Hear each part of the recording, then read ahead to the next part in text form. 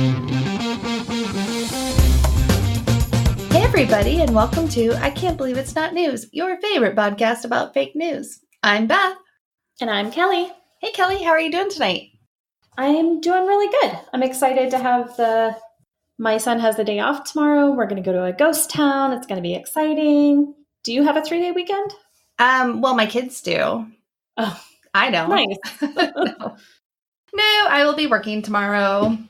I, once again, got the short end of the stick, which is the theme for this episode. Because neither one of us are sure that which one of us actually got the short end of the stick on who we're presenting tonight. It's true. I was probably one of the least excited I've been to do this research, but I did it and it worked out. And I definitely feel like I learned a lot. Well, that's good. Even if I didn't want to learn any of it. I learned that Cheetos and vodka do go together. Just kidding. So Kelly and I tonight are going to be presenting Donald Trump and Mike Pence. Oh, dear, help us. So if you need to pause the episode right now and go get whatever you need, wine, vodka, Valium, Xanax, weed, Cheetos, whatever you need. weed, whatever. I actually realized I don't have Xanax or Valium. And those might have been helpful in doing this research. They really might have. I mean, this was an experience. My brain just kept telling me, stop doing this. Don't do this to yourself anymore, Kelly. It's not worth it. And then I did it anyway. I will say, so I researched Donald Trump, and I will say I did have kind of an epiphany about what if they did the corresponding cartoon characters for the presidents. And like, I started kind of thinking about it. So like Barack Obama, like maybe that tall guy from Fat Albert, you know? Yes. And then like George Bush, like Alfalfa from the Little Rascals.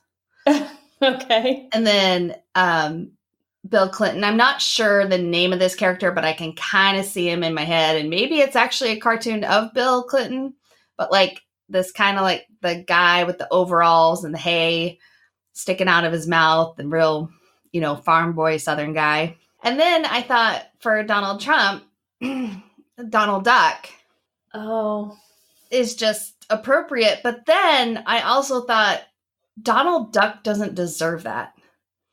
Like Donald Duck I have more esteem for Donald Duck than I do for Donald Trump. Of course you do. And Donald Duck didn't do anything to anybody. Right. I don't want to put him down like that. Right. And also, Donald Duck is like a cute, lovable character, and that's not Donald Trump.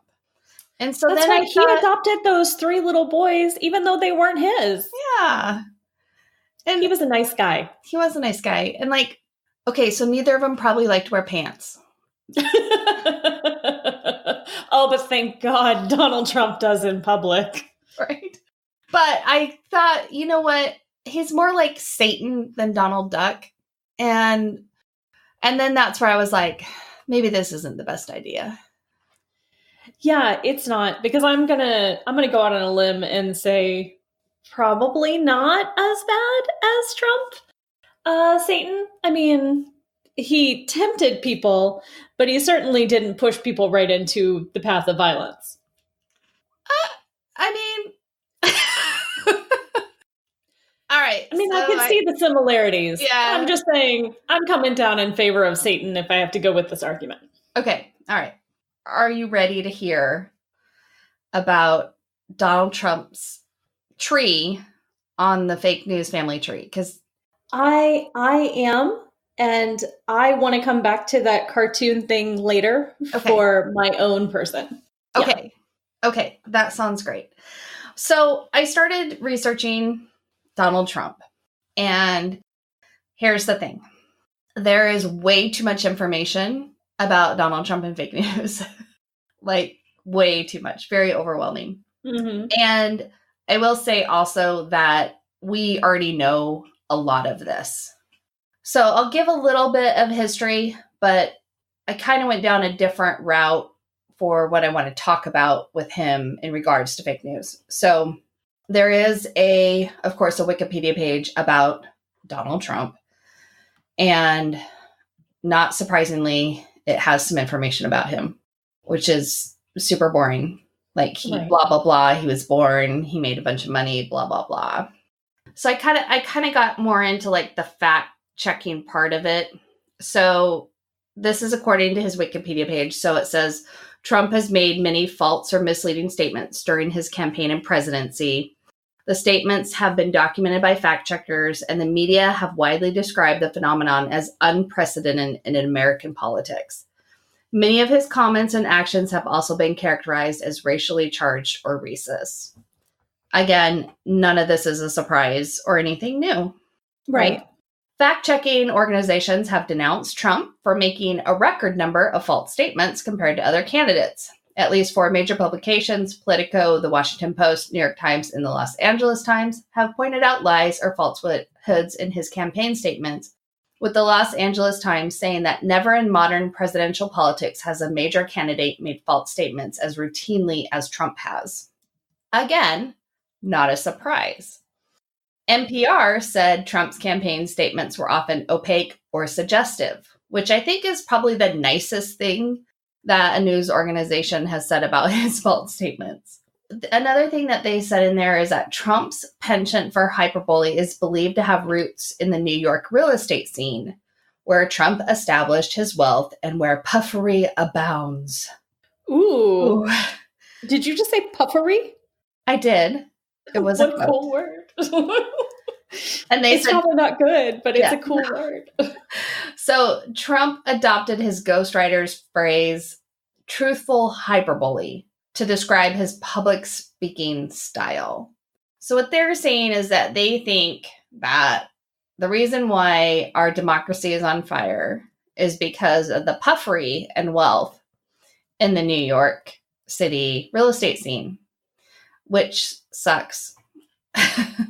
It does. It's very expensive. Yes. So also, according to his Wikipedia page, the alt-right movement coalesced around Trump's candidacy, which we knew, due in part to his opposition to multiculturalism and immigration. And members of the alt-right enthusiastically supported Trump's campaign. And if you remember all the way back to August of 2016, he appointed Steve Bannon, the executive chairman of Breitbart News, as his campaign CEO. Bannon described Breitbart News as the platform for the alt-right. We also know that Breitbart is just a propaganda machine for the right and constantly publishes propaganda and fake news, and that Bannon also worked in the White House and did numerous horrible things. Right. I mean, he was terrible. We've talked about that before. Yes. Now, there's also another Wikipedia page, and this one is called The Veracity of Statements by Donald Trump. This one I liked better. It didn't make me sick. I mean, the content is still sickening, but at least I didn't have to read about like the crap about him. So there's a couple quotes in here that I found very interesting. So one of them is Jeremy Adam Smith, writing for the Greater Good magazine, stated that Trump's falsehoods may be blue lies, which are told on behalf of a group that can actually strengthen the bonds among the members of that group. As a result, Trump's dishonesty does not cause him to lose the support of his political base, even while it infuriates and confuses most everyone else. So I thought that was an interesting way to think about it. And I think that it's basically a cult, like a cult leader speaking, and he can say whatever he wants. Yeah. Yeah, that's exactly right. So Glenn Kessler, who's the fact checker for the Washington Post, in 2017, he said there's no comparison between Trump and other politicians. He gave his worst rating to other politicians 15 to 20% of the time, but he gave it to Trump 63 to 65% of the time. I mean, it's not 100, right? It's still a failing grade. Like golf, Trump doesn't understand how this scoring system works. Higher is bad. Okay. Kessler wrote that Trump was the most fact-challenged politician that he had ever encountered and lamented that the pace and volume of the president's misstatements means we cannot possibly keep up. The Washington Post fact-checker created a new category of falsehoods in December of 2018, the bottomless Pinocchio, for falsehoods that had been repeated at least 20 times, so often that there can be no question that the politician is aware that his or her facts are wrong. Trump was the only politician who met the standard of the category with 14 statements that immediately qualified for the category. According to the Washington Post, Trump has repeated some falsehoods so many times that he is effectively engaged in disinformation. Dun, dun, dun. We've been saying it for years, Washington Post. That's true. So we know that Trump is a huge liar. Another thing I pulled up was his PolitiFact file. PolitiFact, of course, rates political, statements by politicians. That's why it exists. Right. Donald Trump is not the first politician to ever be rated by PolitiFact, and he's not the reason it was created. I mean, that's correct. Politicians are notoriously saying things that people don't think are true or feel like it's misleading or spin or whatever, right? Are you saying that politicians lied before Trump came along? Yes, I am saying that. I'm just saying Did they lie to this extent? No. So I pulled up Donald Trump's feed or file, and I also pulled up Obama's file to see the comparison, their scorecard comparison. So here's how they rate against each other. So for true, Trump is scored true 5% of the time versus Obama 20% of the time. Did you say true? 5%? Yeah, 5%. Cool. Mostly true, Trump got 10%, Obama got 27%. Half true, Trump got 14% and Obama got 26%. Mostly false, Trump got 21%, Obama got 12%. False, Trump 34% versus Obama's 12%. Pants on fire, which is what it sounds like. Right. Trump is at 15%. Obama is at 1%. Look, he's just out there beating Obama. What do you want him to do, Beth? Again, this isn't golf. The higher scores are worse. So just as a comparison, I did also look for George W. Bush's scorecard, but they don't have one for him. So I think just back then they weren't doing that yet. I mean, that's really too bad because he told some real doozies of lies, didn't he? I thought it would be a good comparison too, because Republican to Republican versus, I just wanted to be, I don't know why I care about being fair in this situation. Nobody else does. But yeah. So, I mean, it's really easy to say George Bush is still the worst of all of them because we are still sitting in the two wars that he put us into erroneously, knowing that the information he had was wrong. And then, I think close to 1 million people have died from those wars. And we started one of the world's most unbelievable terrorist organizations. So, Trump, you're never going to catch up on this guy. Not that that's a challenge. Please don't take it that way.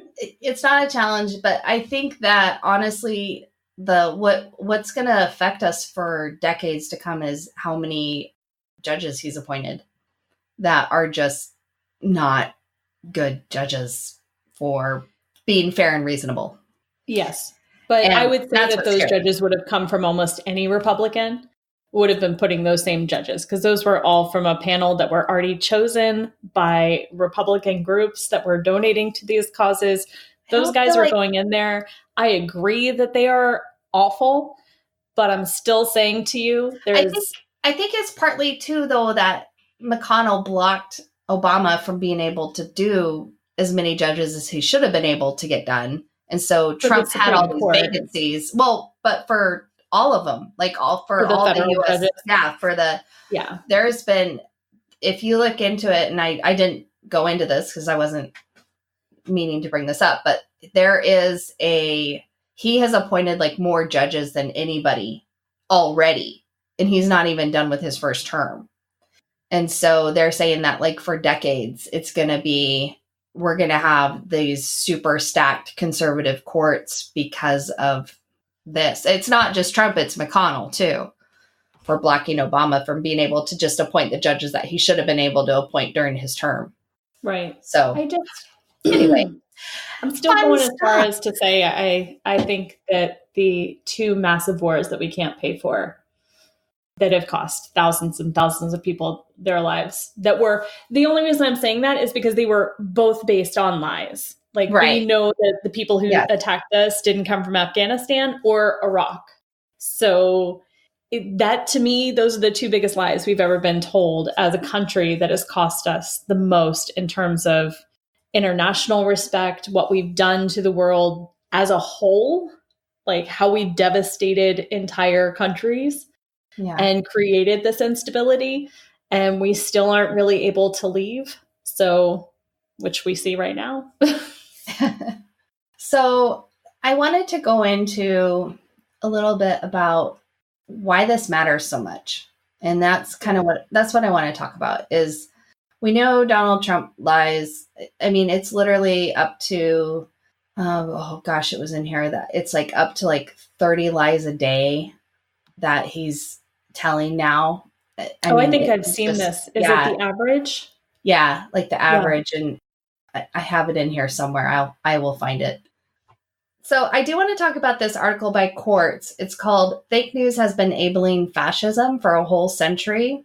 It was written on August 15th, 2019 by Annalisa Morelli. And I hadn't looked into Quartz before, or I don't remember using them as a source. So I did look them up on mediabiasfactcheck.com. They do have a left center bias, and they are rated, the factual reporting rating is high. And so I was comfortable with using them as a source here. So some of what she talks about in here is the suspension of disbelief, and that it's exactly what someone like Trump counts on, as he claims, like, for example, to have the largest inauguration crowd in history or to be the most effective president in history. It's his opinion versus demonstrable evidence. Yet both are considered on the same level.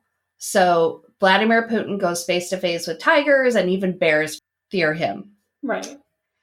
And she talks about under fascism, the truth was embodied by the leader.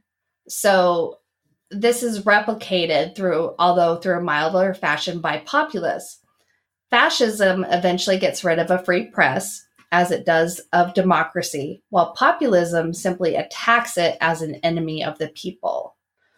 But these populist attacks still contain the ideological heritage of fascism, in which they are rooted in the leader's and his supporters' belief that what he thinks and says is the truth, whether or not it is substantiated by verifiable facts. So when the press reports facts that are unpleasant to the leader or in disagreement with him, they become lies. They are fake news in the way Trump uses the term, because they deny the truth spoken by the leader. So this leads to an ideological equalization of the leader's ideas with reported facts. Everything becomes an opinion, and the leader's opinion is truth. The more fake news spreads, the more people become accustomed to the idea that nothing is real and everything can be debated, and the more likely they are to believe a leader's opinion over any evidence. So, Beth? Yes. Is the difference between a cult and fascism/populism just whether or not the person saying it is in government? I mean, I think that's a really good way to put it. Because it's like the same, it's like the same thing. Yeah. Like, I mean, it's really your dad, your government's in a cult. That's right. It is. It's so freaking scary. I mean, it just really is super scary. Yeah. So I thought this was interesting to talk about this in the context of fascism, Yeah. And I mean, even if you look at the propaganda and the fake news surrounding Antifa, like all these people that think that, well, Antifa is going to march down the streets and burn down our houses and attack our children. Are they fascists? Are your children fascists? Are they hurting people? Are they standing out in the street with clubs? Because I don't think Antifa is going to go after your kids unless they're fascists that are hurting people. That's right. Antifa is a reactionary, not a protest group. Right. They are not the ones who are getting, the rights to go into Portland's waterside so that they can bring their guns with them. They're not the ones who are found with a gun stockpile in the top of a parking structure set up like a sniper's nest. That's not what Antifa is doing. Antifa is reacting to them walking into a city they don't even live in. Right. Exactly. So, but there's a ton of propaganda about it. And I mean, I literally have had family members post about how, if their guns are taken away, what are they supposed to do when Antifa is walking down the streets, blah, blah, blah. And I was like, oh, Lord.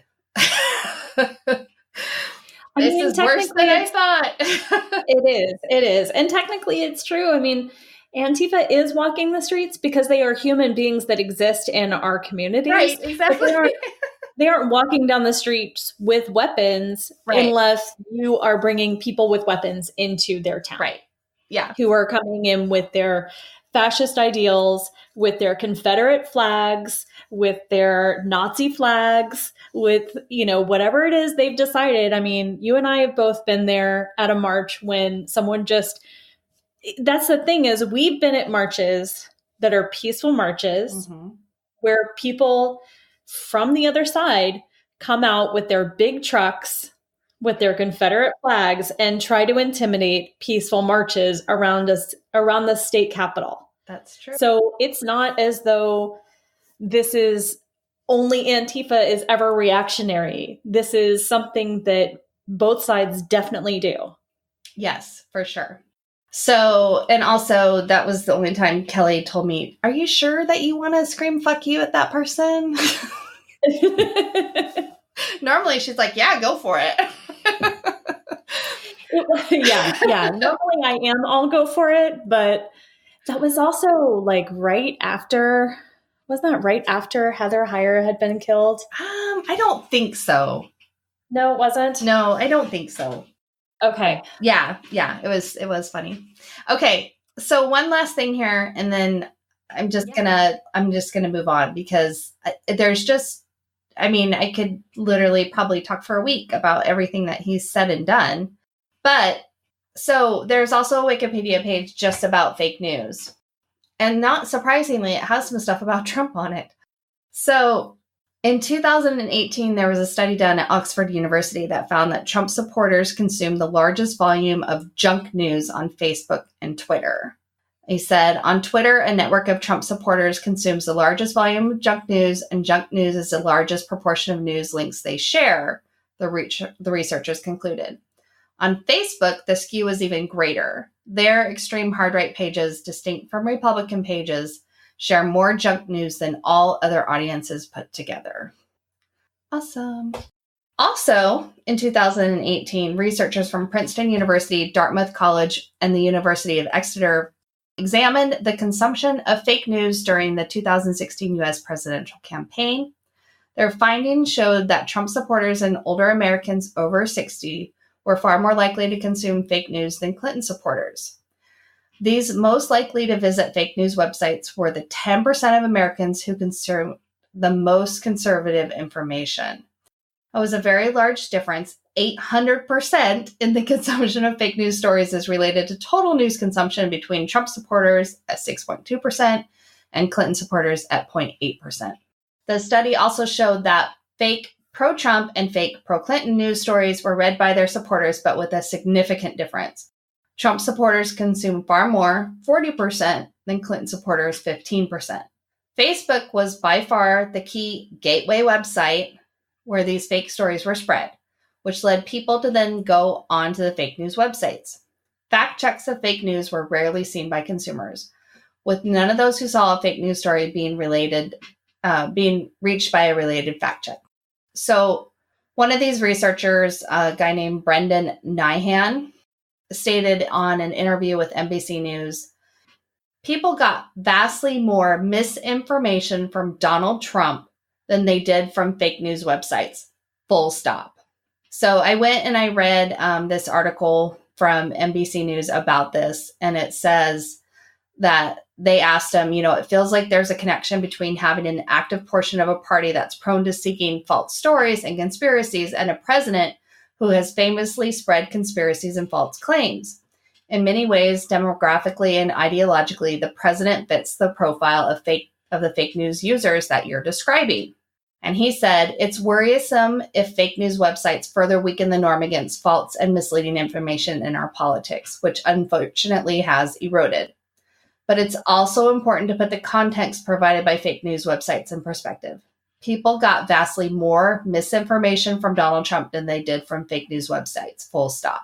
So basically he was saying yes, lots of, these people got lots of bad information from fake news websites, but the amount of people going to these sites was actually relatively small in comparison to the population at large. Because it was kind of like this small subgroup of really political, right-leaning conservative people. Whereas Donald Trump is speaking to everybody and he's spreading this misinformation.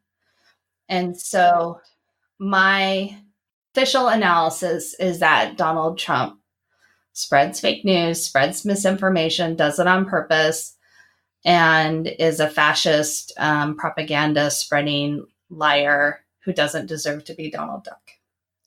I love your analysis. I think that's amazing. I also don't think that he deserves to be Donald Duck. Who would he be? All I can think of is Richie Rich, but I feel like Richie Rich was at least a nice kid. Yeah.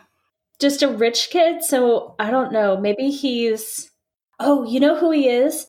Do you remember Scrooge McDuck's nemesis? No. It was another rich guy from Scotland, but he was a bad guy. Oh, I don't remember. I mean, it's vaguely familiar. I hope I'm not mischaracterizing that character. I hope that they weren't a nice guy, but just the opposite of Scrooge, and I'm just making this up. I hope that that's not true. But either way, yes, I see.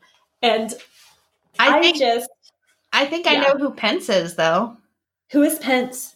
The ambiguously gay duo from Saturday Night Live. What's that sketch? I do know who you're talking about because I remember that sketch. However, that's not who he is. And I only say this because this is actually a huge meme category. If you look up Mike Pence memes, you'll find that there is an entire category devoted to him as someone named Ray Bannon from, hold on, I can tell you. He really does look just like him. Oh, does he? Okay, I'm just going to say really quick, their names were Ace and Gary, the ambiguously gay duo. I do remember those guys. This is from a show called Johnny Quest, which was a real show. And it's a real show that I believe the Venture Brothers, which is one of my favorite shows of all time, is based off of. Okay. So it's a very old show about an adventurer, and he looks just like this guy. So there's a bunch of what's that? Which character is it that he looks like? Ray Bannon. Oh, I see him. Yep. Yeah. It really is. So I actually pulled out a bunch of memes. So if you guys go to our website, you'll see the memes that I've pulled up. There are some really, really funny ones. There's some really off the chart ones, but I found some funny ones I was going to share on the website. So I have a bunch of interesting / mortally terrifying I mean, I'm glad that this is basically our Halloween episode because right? Because it's scary. this guy is scary as shit. If you want to scare children, dress up as Pence because he's a scary dude. Okay, so I'll just get into it. Okay. Mike Pence served in Congress for 12 years from 2000 to 2012. While he was there, he joined the Tea Party movement because, of course, he did. He became governor of Indiana in the year 2012. While he was governor of Indiana in 2015, he passed something called the Religious Freedom Restoration Act, which allowed businesses to refuse service to anyone in the LGBTQI plus community because he does not care about them, which will become a theme throughout the story. I think he cares very greatly about them. He cares a little bit too much about them and what they're doing, and he wants to be all up in their business. Yeah, he does. And I mean, I hate how he treats everyone, basically. But the way that he treats anyone who has a different sexuality is truly abominable. This is just a fun little story. During his first run for office in 1988, he was caught blatantly using his campaign funds for his personal use, paying his wife's car payment, his mortgage, and even groceries from donor funds. Oh, okay. Fun! Also, while he was governor of Indiana, and despite his very personal attacks on Hillary Clinton for using a private email server, which, whatever your opinion on that is, this story is to tell you about the hypocrisy of Mike Pence, that despite his attacks on her, as governor, Pence routinely used a personal AOL, I'll repeat that again, email account to conduct official business according to public records. In 2016, hackers compromised the account and used it to send fraudulent emails saying that he had been hijacked at the Philippines and they needed to wire money to him right away, again, to voters when this was sent.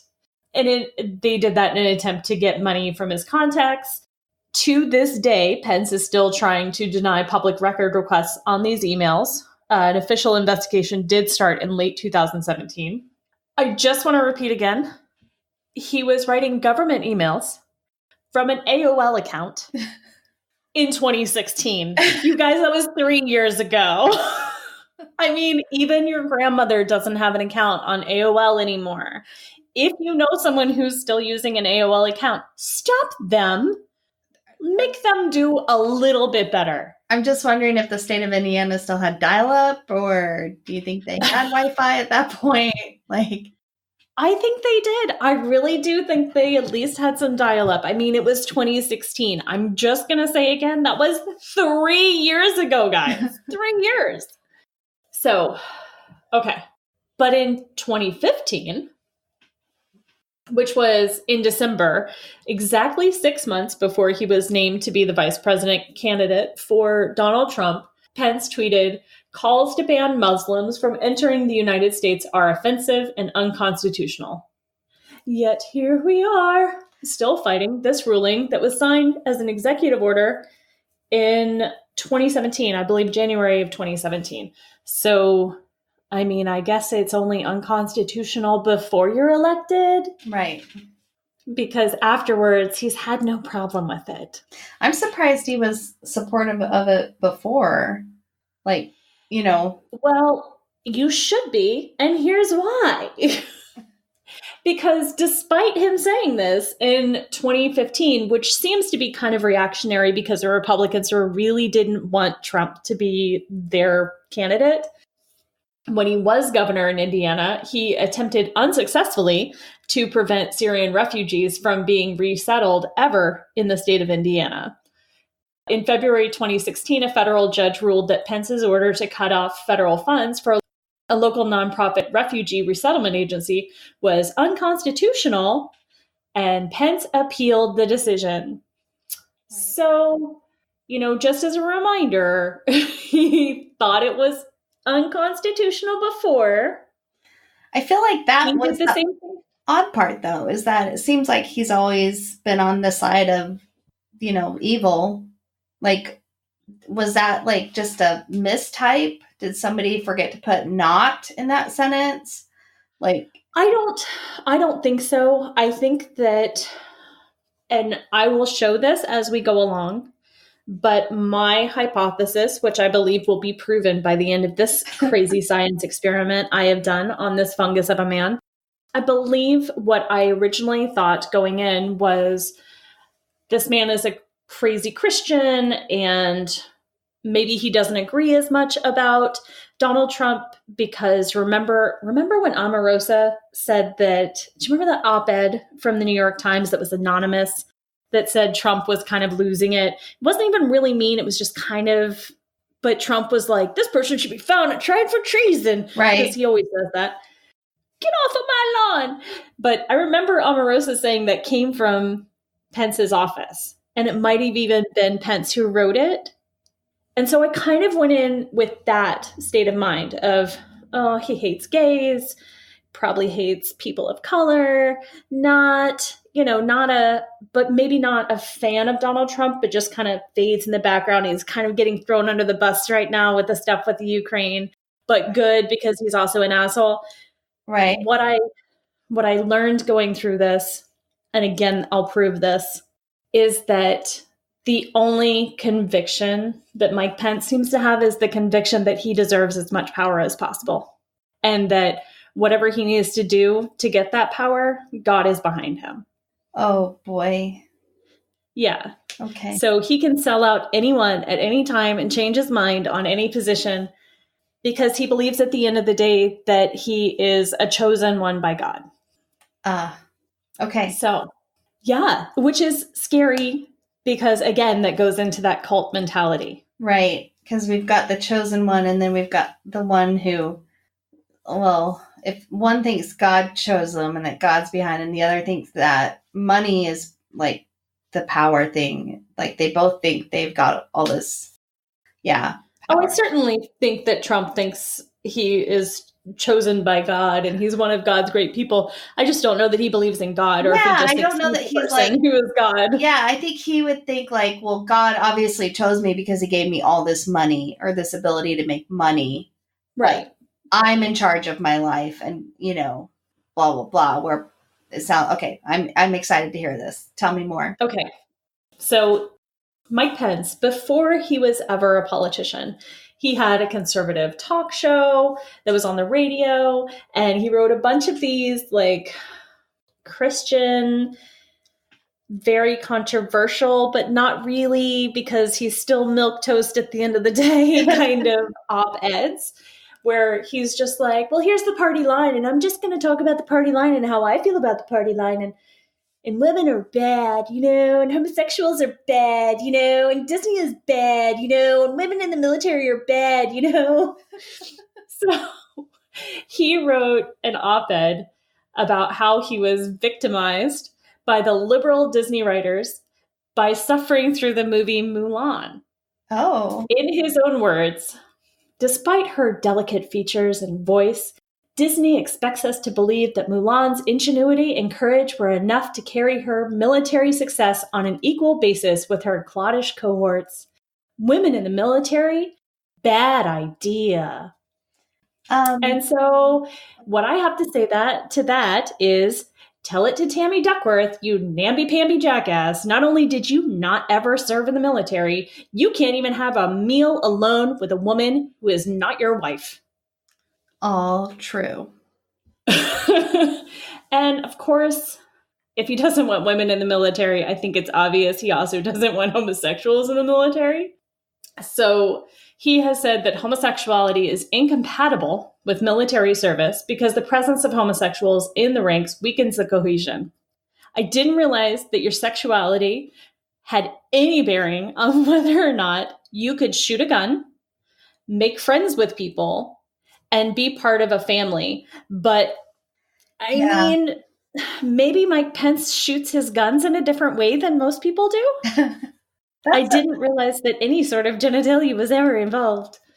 Yeah, I think that's, what it comes down to when you have people discriminating against, people for being gay. It's like, why do you think their sexuality matters in this situation? Like, Right. What about their sexuality matters here? Absolutely nothing. Nothing. Okay. But anyway, sidebar. Okay. No, that's okay. That's okay. More Mike Pence. It's obvious that he does not like homosexuals. That is just a given when it comes to almost every born again Christian. However, not all of them have the ability to do so much about it. Right. There is a rumor that I do want to clear up because it's something that I've repeated and thought was true. And I do think it bears knowing that it's not the case. Okay. There were rumors that Mike Pence supported federal and state funding for conversion therapy. And if you don't know what conversion therapy, it is a type of therapy that either through aversion therapy, which is like using gross, disgusting things to make you not like something, or hypnosis, or even going so far as shock therapy, can therapy you out of being gay, basically. Which, so FYI, doesn't work. Right. It doesn't work. And it's crazy. And it's crazy that people would think that he would support this. Right. Yeah. Because what he does advocate for is so much worse. So wait. So he doesn't advocate for conversion therapy. No. Does he advocate for just going back biblical and like stoning them to death? No, but what he does advocate for is he was running for Congress in 2000, and one of his platforms was he thought that Congress should add a stipulation to the Ryan White Comprehensive AIDS Resource Emergency, which is called the CARE Act. That act provides funding for HIV and AIDS treatment for people who are living with the disease but don't have the income or insurance to pay for it on their own. Right. He felt that, and this is a quote from him, Congress should support the reauthorization of the Ryan White CARE Act only after completion of an audit to ensure that federal dollars were no longer being given to organizations that celebrate and encourage the type of behaviors that facilitate the spreading of the HIV virus. Resources should be directed toward those institutions which provide assistance to those seeking to change their sexual behavior. Oh, Lord. Okay. So possibly he was saying that funding should be put towards conversion therapy, but he never did it. But he was absolutely 100% willing to take away any sort of funds for treatment for people who needed it, who would die without this treatment because they weren't saying, you're right, I'm wrong, I'm gay, I should be ashamed of myself. Right. Because fuck that guy. I do have to wonder, just hearing you say that, like, do you know if Pence is an anti-vaxxer? Oh, I don't know. I don't know either. It's funny because the way he worded that, it's like, if you think about that in the terms of, well, okay, what about people who refuse to take a vaccine, to like help the greater good? Like, people that won't get the flu shot that work in state government. I'm just curious how he feels about that. Just wondering. Yeah, you know what? I don't know. And I just did a quick Google search. It doesn't seem like it. I just thought it'd be the cherry on top of the irony cake if, he wants people to go through conversion therapy, but believes that, you shouldn't have to be forced to have a flu shot to help everybody. Yeah, I don't know. I mean, it's a really good question, and it's something I would love to look further into. I'll see if I can find out, and I'll put it on the blog. Okay. But I don't want you to spend a lot of time doing more research on Mike Pence because we're already established that we're at our limit for the week. Yeah, that's true. You know what? Look it up yourself. Yeah, right. Okay, what else you got for me? Okay, so obviously he toes this Republican Party line and believes that global warming is a myth. He's believed it for decades. While in Congress, he repeatedly voted against energy efficiency and renewable energy funding and rules, because that's all bullshit, but voted for several bills that supported fossil fuel development, including legislation promoting offshore drilling. Oh, awesome. It would be such a money thing for all of these guys. They make a lot of money denying all of this. Yeah, I mean, it definitely goes back to what we were talking about with like the Koch brothers and stuff, and how they controlled, basically the climate change agenda by Congress from the beginning. Absolutely. From And he's yeah, a Koch brothers head, yeah, definitely. for sure. He's a cokehead, if you will. So I will tell you something that is an interesting fact that I learned, which is he went to college with Woody Harrelson. Oh, really? He did. Woody Harrelson spoke in an interview with Jimmy Kimmel about how committed Pence was to his religion and his commitment. He's talked about how his commitment seemed so valid. That's why, for me, it's so hard to wrap my mind around the sheer amount of immoral and unchristian behavior that he has borne witness to in this administration and not said anything, done anything, spoken out about it, nothing. Right. And it just makes me wonder, is he just praying for Donald Trump every single day? Like, is that how he just wakes up and prays that he'll be a better man and make better decisions today? And has he yet realized that God isn't answering those prayers? Yeah, who knows? I mean, I don't know. I will tell you another fun story that explains a lot about Pence before I wrap this up. Because this is, I think, explains a lot about his character. Because I thought, well, you hear a lot about, as people, there's an adage that I've heard since I was young that people go into politics for the right reasons, but the longer you're there, the more corrupt you become. Right. And so that's one of the reasons that I thought this about Pence was, I thought, well, you have to like sell these little bits. You have to negotiate things that you'd never wanted to have to negotiate if you're wanting to stay in office. So there's a story about Pence that he was a sophomore at Hanover University, and he was in the Phi Gamma Delta house, which was a frat. They kept getting in trouble because Animal House had just come out, and they kept emulating the parties. They would have toga parties, and they would have these big keggers. And one night during a really rowdy party, Pence and his frat brothers got word that one of the deans was on his way to the house. So they scrambled around trying to hide the kegs and the plastic cups. And Pence went to the door to answer the door for the dean. And the dean said, "We know you've got a keg." And typically when scenes like this played out, one of the frat brothers would take the fall, saying that, oh, it was their keg. And then the house wouldn't be disciplined. It would all fall on one person. Okay. Instead, Pence led the dean straight to the kegs and admitted they belonged to the fraternity. The resulting punishment was severe. They really raked us over the coals. The whole house was locked down. Some of Pence's fraternity brothers were furious with him, but he managed to stay on good terms with the administration. Of course. Such good terms, in fact, that after he graduated in 1981, the school offered him a job in the admissions office. Oh. So my conclusion is that he's always been like this.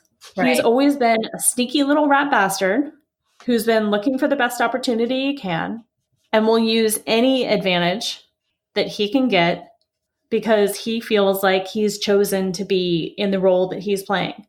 And his underhanded tricks are God's will. And I wanted to close by reading a really great quote that I read in The Atlantic that just came out last week, because we know that Donald Trump has made sure to implicate Pence in the recent Ukraine investigation. Yes. The impeachment investigation. God, those words make me so happy. Yes. Oh, I want to go on a date night when I hear those words. So The Atlantic last week, in one of their articles, I found this really interesting. They were talking about the difference with Nixon and Ford. And they said the country needed Pence to keep himself clean, as Ford did, and instead, whether out of raw ambition or some weak personal impulse to subservience, Pence plunged into the deepest ooze of the mud. And that's exactly what it feels like, is he is laying down with all of these dogs and accepted that this is just how things are going to get done. And I hope that he falls right out with all the rest of the fleas. So do you think that he has personally contributed to fake news? Like, especially back when he had his radio show?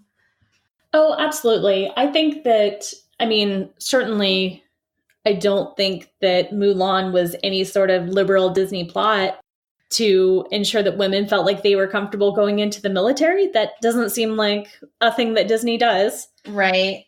Yeah.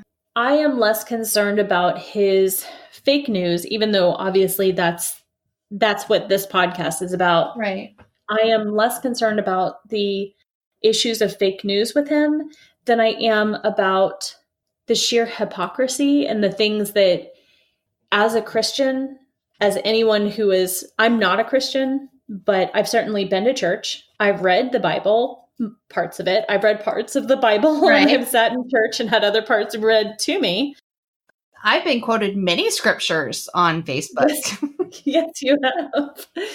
I can see with my own eyes that the things that this administration and he himself and Donald Trump have done are completely unchristian. And I don't like the idea that the thing I hate the most is when people take things too literally, or then they just pick and choose. Mm-hmm. Like there's one passage in the Bible about homosexuality. There's a lot more passages in the Bible that are directly from Jesus's mouth about loving your neighbor. Right. And being kind to other people. Right. And Jesus saved Mary Magdalene and said the person without sin can cast the first stone. Like, there are so many hypocrisies there that he hides behind religion with. Right. And has become this conservative, right-wing, evangelical bulwark for the Republican Party. And I don't believe that that's a true thing that he is. I believe that they believe he's something that he is not in his heart. Mm-hmm. And that disturbs me the most, just the lack of morality, because you bring yourself off as though you are the most moral, but yet you've sold off everything that you've ever said that you believed in if you could get more power by doing so. So, quick question, really quick, and then let's do our jams. Yep. If Donald Trump is impeached and we have a president, Mike Pence, mm-hmm. do you think we will see a decrease in the fake news coming out of the White House? That's a really good question. I do think that there would be a decrease in the fake news. I think that we would be worse off. I think Mike Pence is more polished, more able to get things done, probably would surround himself with people who aren't criminals, because that's just a Donald Trump trait. Right. You know, Donald Trump loves to surround himself with criminals because he fancies himself sort of a mob boss mentality. Right. I don't think Pence would do that. I think Pence would surround himself with people who are capable. I mean, I hate to say that they're people who are going to get, there are people who are going to be able to get the job done, mm-hmm.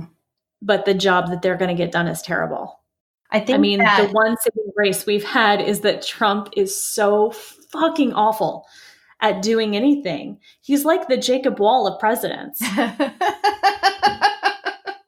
I do think that the fake news would decrease. I think that his support would decrease as well, because he's not bombastic like Trump is, and he doesn't create the support that Trump would create. It would be, I think he's almost too religious for a lot of people, even the base, because there is the conservative Christian base, but it's not as wide as the conservative base, because he is extremely Christian. He's not just like, oh yeah, I go to church on Sundays. He's like, he is, but he makes up the big three in the Republican Party, which is conservative Christian, right? That evangelical side. But then he's also got the Tea Party behind him. Yeah. And he's also got big money like the Koch brothers and the Americans for Prosperity. All of those are all behind him. Yeah. So I hear what you're saying. I don't know that he could win re-election. But if Trump were to have to leave office right here today and Pence doesn't go with him, the next year and a half would be really, really hard. Yeah. or the next year and 2 months. I mean, we could see rollbacks like we have never seen. Yeah. Yeah. Because the one thing I will say is that he does have that subservient side. If he can get something, he's going to do that thing for other people. Right. And Trump doesn't have that. Trump comes from that place in his head of, I'm the one who makes all the decisions. So he listens to people who are stupid most of the time. But I think that there's a reason for that. He doesn't want people around him who talk so smart that they're accomplished and they'll get things done, because those people don't want to be around Trump because he's a live wire. He could go off at any moment. You can't tell him secrets. He's going to tell people. We've seen that. Yeah, no, I think he does it. Pence would definitely be more efficient. That's Right. for sure. But it might go back to some sort of politics like normal, because he's done that before. He's been a governor. He's been in Congress. He actually understands politics. And he is very traditional. So he might actually crave some of that tradition coming back into the government. And I don't know that I'm just thinking about like what I know about like traditional conservative people, which, granted, I'm just stabbing in the dark here, but like I could almost see him being concerned about breaking the rules because he doesn't want to be a rule breaker, Oh, sure. I mean, he doesn't want to break the rules, but he doesn't want to get our spanked by, random women. Yeah, in the Oval Office. Just kidding. I mean, the one thing I will say is, remember, we just talked about our last evangelical president, and he put us into 2 wars. And that is something that Christians love to do. I don't feel like George W. Bush, though. I don't equate him as religious as Mike Pence. But he is. He is. But he doesn't seem like the... But he is a Texas Christian evangelical, and he is born again, and he got up every morning and he prayed with his wife. All right, let's do our jams. And I think this week it actually is my turn to go first. Yay, let's do it. Yeah, okay. So I have a song this week called Hazy by Rosie Golan. And this, she is an Israeli singer-songwriter. She's been around since about 2008. You've probably heard a bunch of her songs on like TV shows like Grey's Anatomy, Private Practice, Ghost Whisperer, things like that. Numerous commercials. And I heard this song and it's just really beautiful and sweet and a great little love song. So if you're feeling little lovey-dovey, go listen to it. That sounds really sweet. Yeah. I'm not feeling lovey-dovey right now. You're not? Nope, I'm not. Is it because you just had to talk about Trump and Pence? Yeah. Okay. No, I'm lying. I am feeling all lovey-dovey. So my jam of the week, I watched a documentary the end of last week, and I'm just going to say that I really loved it and thought it was great. But I also am choosing it because I had to think about what I could choose for my jam of the week that would piss off Mike Pence the most, that would make him the most sad. Okay. A sad Pence face would be my jam of the week, but I don't have that ability. So my jam of the week is a documentary on Hulu that's called Hail Satan. And Hail Satan is about the Satanic Temple. And the Satanic Temple is a small group that started as kind of like a political trolling group, sort of a left side of the Proud Boys, although I hate to say that. But I mean, the Proud Boys are a trolling group. That's kind of what this group was. Uh-huh. And so, but the Satanic Temple, it's just a movie. It's like 100 minutes long, so it's not even an hour and a half. Because I guess it's a little bit over an hour and a half. It's not 2 hours. Right. And it was a concept to talk about like the satanic panic from the 70s through the 90s and how Christians and Catholics were talking about things that Satanists were doing that really it was the Catholic Church was doing. They were pointing out. Classic bait and switch. Yeah. But I will say that after watching this, I kind of want to be a member of the Satanic Temple. And I'll tell you why, because I'm going to put this on the website too. Here are the 7 fundamental tenets of the Satanic Temple. Are you ready? Yes. The first one is one should strive to act with compassion and empathy toward all creatures in accordance with reason. The struggle for justice is an ongoing and necessary pursuit that should prevail over laws and institutions. One's body is inviolable, subject to one's own will alone. The freedoms of others should be respected, including the freedom to offend. To willfully and unjustly encroach upon the freedoms of another is to forego one's own. Beliefs should conform to one's best scientific understanding of the world. One should take care never to distort scientific facts to fit one's beliefs. Wow. Yeah. People are fallible. If one makes a mistake, one should do one's best to rectify it and resolve any harm that might have been caused. And the last one is, every tenet is a guiding principle designed to inspire nobility in action and thought. The spirit of compassion, wisdom, and justice should always prevail over the written or spoken word. So this is the Satanists? Is that? Yeah. This is not the Church of Satan. This is the Satanic Temple. There are 2 very different things. We're not talking Anton LaVey's orgies. We are talking about what is started as kind of a joke and a political movement. Right. And still is a political movement for sure.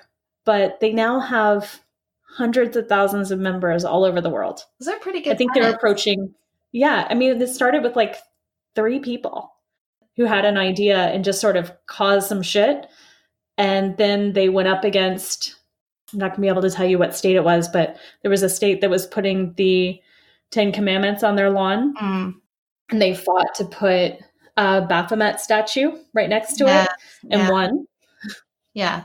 So I think their name is misleading a little bit based on it's what? Their name. The name of their group is a little misleading as far as the Satanic Temple. Yeah. But their tenets seem very, I mean, those are things that I would want my children to learn into. Right. Well, I mean, the whole point is that Satanism is the exact opposite of Christianity. Right. That's supposed to be the point, because atheism is not the opposite of Christianity. Right. Atheism is nothing. Right. So in order for them to be the exact opposite, you would have to be a Satanist, and they'll tell you, things like, not they'll tell you, but they explain Satan was a tempter, but you still had free will. It was God that took away your free will and said, don't touch these things or you'll be punished. And it was Satan who said, but why? Why can't you touch those things? Why are you going to be punished? So it's just about the, questioning of God. And that's the ultimate sin. That's why I was sort of defending Satan at the beginning. Yeah, I was like, come on, you're... Okay. So he can't be Donald Duck. He can't be Satan. He can't be Satan. And I will say that the woman who made this documentary joined the Satanic Temple after she made it. Yeah. Okay. What could he be? An old piece of chewing gum. Yeah. I mean, anything that he's going to be there. Any reason why that is too good for him? I don't see any reason. I mean, gum at one point was useful. That's the only problem I would have with it. All right. Well, that sounds perfect. Okay. So if you guys like this episode, you can find our blog at www.podcastfake. We're on Facebook and Twitter at Podcast Fake News, and we have a Gmail if you want to send us comments about Satan or whatever to podcastfakenews@gmail.com. And there you go. So anything else from... I don't think so. I've got some good ideas about the next 2 weeks. Yeah, I've got an idea for an episode, but we'll have to talk about it offline. Oh yeah. It might be really good. No, I'm not going to talk about that. Just kidding. Totally talk about that. All right, everybody. Well, until next time, don't forget, spread jam. Not lies.